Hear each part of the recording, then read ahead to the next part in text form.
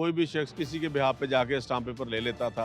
Back डेटों के stamp paper लोग लेके 20-20 साल पुरानी जो है वो ट्रांज़ैक्शनें मरे हुए लोगों की बना लेते थे। फिर उन पे केस बना के लोगों को ब्लैकमेल हरासा किया जाता था या लोगों को अपनी शर्तों पे लाने के लिए उनसे प्रॉपर्टियाँ हथियाई जाती थी। जब आप स्टाम्प वेंडर के पास जाते हैं तो आप उससे डिमांड करते हैं कि जी मुझे इतनी मालियत का स्टाम्प पेपर चाहिए, आपका ID card माँगेगा।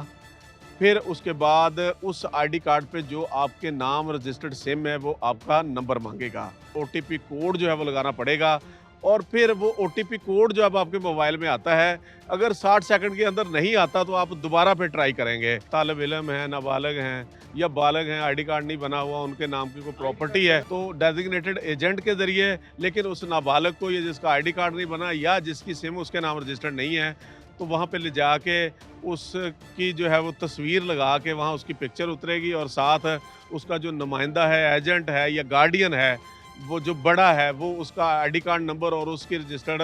Mobile phone SIM इस्तेमाल होके स्टाम्प पेपर जो है वो जारी कर दिया जाएगा। One time OTP stamp papers के लिए क्यों ज़रूरी है और इससे लोगों को क्या आसानियाँ दस्तयाब हो सकती हैं, जबकि कुछ ऐसे सेक्शंस हैं सोसाइटी के जिनके लिए ये ज़्यादा मुश्किलात का बायस बनने जा रहा है। वो क्या मुश्किलात हो सकती हैं और इसके इतलाक़ के हवाले से हमारे साथ सीनियर एडवोकेट सुप्रीम कोर्ट हैं चौधरी नसीर कंबोज साहब, उनसे पूछते हैं। नसीर साहब, वन टाइम ओटीपी के फ़वाइद भी काफ़ी होंगे और कुछ लोगों को इसके लिए दिक्कत का भी सामना करना पड़ेगा। पहले तो आप बताएं कि one time OTP stamp paper के लिए क्या चीज़ है, ये लोगों को किस आगाही दें। जी, बिस्मिल्लाहिर्रहमानिर्रहीम। मैं अवामुन्नास को बताना चाहूँगा कि पहले तो आम जो है वो लोगों को स्टाम्प पेपर जो थे लोगों के दस्तरस में होते थे। कोई भी शख्स किसी के बिहाफ पे जाके स्टाम्प पेपर ले लेता था। बैक डेटों के स्टाम्प पेपर लोग लेके 20-20 साल पुरानी जो है वो ट्रांज़ैक्शनें मरे हुए लोगों की बना लेते थे। तो फ्रॉड का, फ़ॉर्जरी का जो है वो इम्पर्सोनेशन का जो है बहुत ज़्यादा जो है वो एप्रीहेंशन थी और लोगों के 20-20 साल फिर जो है वो जाली दस्तावेज़ तैयार करके फिर उन पे केस बना के लोगों को ब्लैकमेल हरासा किया जाता था या लोगों को अपनी शर्तों पे लाने के लिए उनसे प्रॉपर्टियाँ हथियाई जाती थी।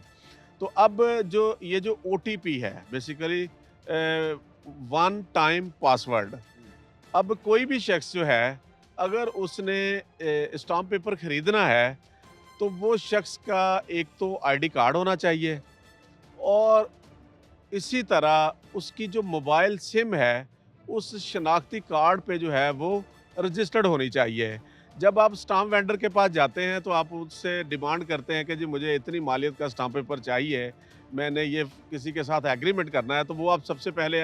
आपका आईडी कार्ड माँगेगा।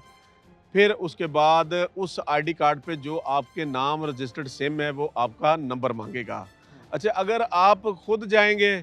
तो ये 2 चीज़ें आप प्रोवाइड कर देंगे और जब वो आपका मोबाइल नंबर जो है वो आपका जो है वो उसमें सिस्टम में डालेगा उस शनाख्ती कार्ड पे, तो आपके मोबाइल पे विदिन 60 सेकंड एक 4 डिजिट कोड आएगा, जो कि टेम्परेरीली आता है, एक दफ़ा यूज़ होने के बाद वो ख़त्म हो जाता है। कोई भी ट्रांज़ैक्शन आपने कब भी, जब भी स्टाम्प पेपर खरीदना है, तो आपको ये प्रोसीजर फ़ॉलो करना पड़ेगा और ओटीपी कोड जो है वो लगाना पड़ेगा और फिर वो ओटीपी कोड जो अब आपके मोबाइल में आता है, अगर 60 सेकंड के अंदर नहीं आता तो आप दोबारा फिर ट्राई करेंगे। तो ये शॉर्टली जो है कोड आना होता है और ये कोड आप उसको बताएँगे, फिर आपके नाम का स्टाम्प पेपर जो है वो जनरेट होके वो पेपर प्रेस्क्राइब्ड फ़ीस दे के आपको वो पेपर मिल जाएगा। लिहाज़ा अब कोई भी शहरी जो है वो आईडी कार्ड के बगैर और उस पे रजिस्टर्ड सिम के बगैर जो है वो स्टाम्प पेपर नहीं निकलवा सकता। मैं अवामुन्नास को यहाँ आगाह करूँगा कि खुदारा अपना आईडी कार्ड नंबर ना लोगों से शेयर करें, अपने आईडी कार्ड की कॉपियाँ बिलावजह लोगों को ना दें। अपना मोबाइल फ़ोन जो है वो अपनी दस्तरस में रखें। ये ना हो किसी के पास आपका आईडी कार्ड नंबर भी हो,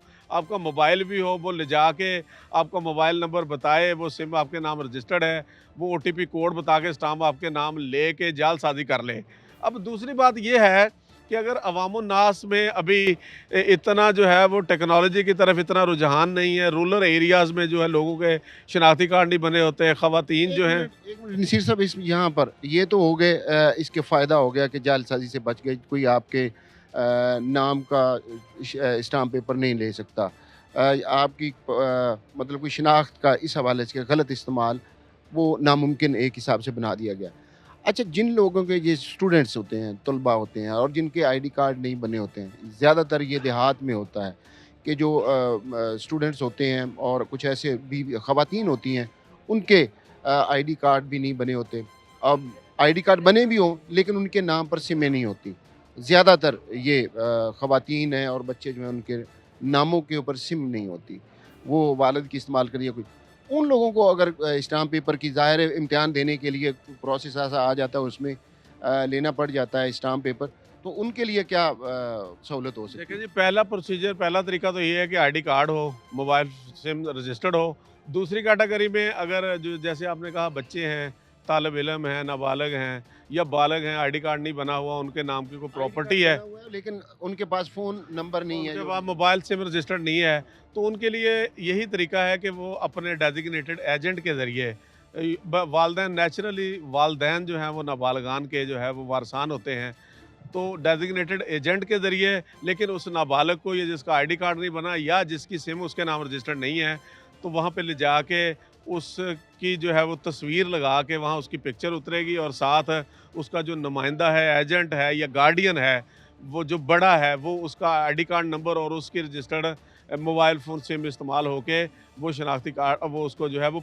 स्टाम्प पेपर जो है वो जारी कर दिया जाएगा। लेकिन मैं शहरियों को आगाह करूँगा कि जो बालग हो चुके हैं, जिनके आईडी कार्ड हैं, तो वो अपना मोबाइल फ़ोन अगर उनके नाम सिम नहीं है, तो वो अपने नाम करवाएँ, ताकि कल को आपने कोई पेपर खरीदना है, कोई ट्रांज़ैक्शन करनी है, खरीदो-फ़रोख्त करनी है, एक तो वहाँ आपको ज़रूरी होगा और दूसरी बात ये है कि लोग अक्सर मोबाइल यूज़ कर रहे होते हैं, लेकिन सिम उसके नाम नहीं होती। वो सिम किसी के नाम होती है, दोस्त के नाम होती है, रिश्तेदार के नाम होती है, तो अपनी सिम को अपने नाम कराएँ। एक तो वो आपका मोबाइल जो है वो मिसयूज़ नहीं हो सकता और अपनी आइडेंटिटी के साथ कराएँ और दूसरा आप ये बेनिफिट भी ले सकते हैं। इसी तरह जो ओवरसीज़ पाकिस्तानी हैं, उन्होंने अगर कोई पेपर लेना है, तो वो बाहर से बैठ के भी ऑफ़िशियल अपना ईमेल आईडी जो है, वो वहाँ से बताएँगे और उस ईमेल आईडी को फ़ॉलो करते हुए जो है वो उनकी तस्दीक करने के बाद जो है वो उनका जो है वो आईडी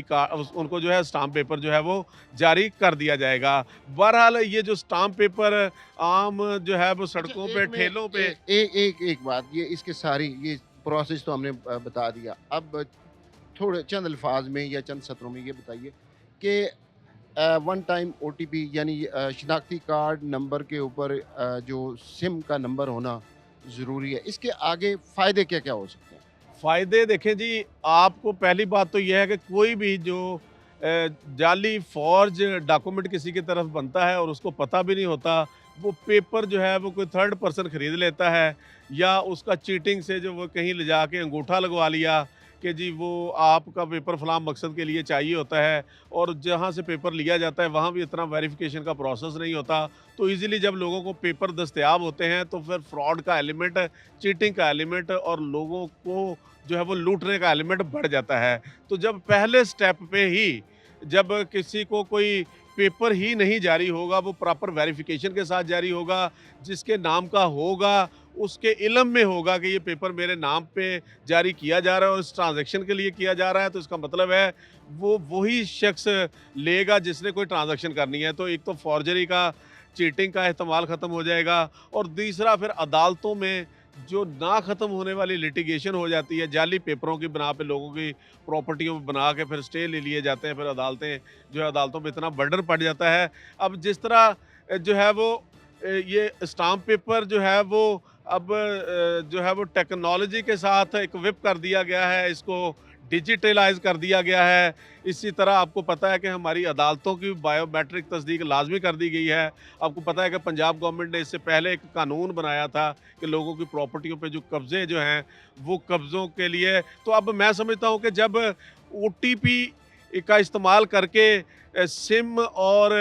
जो है आईडी कार्ड जो है वो चीज़ें उससे लिंक करके वेरिफ़िकेशन करके पेपर जारी किए जाएँगे, तो मैं समझता हूँ कि लोगों की प्रॉपर्टियों पे फ्रॉड का, चीटिंग का इस्तेमाल ख़त्म हो जाएगा और लोग जो दूसरे ट्रांज़ैक्शन अल्फाज करेंगे में हम उनके नॉलेज में होगा। दूसरे अल्फाज में हम ये कह सकते हैं कि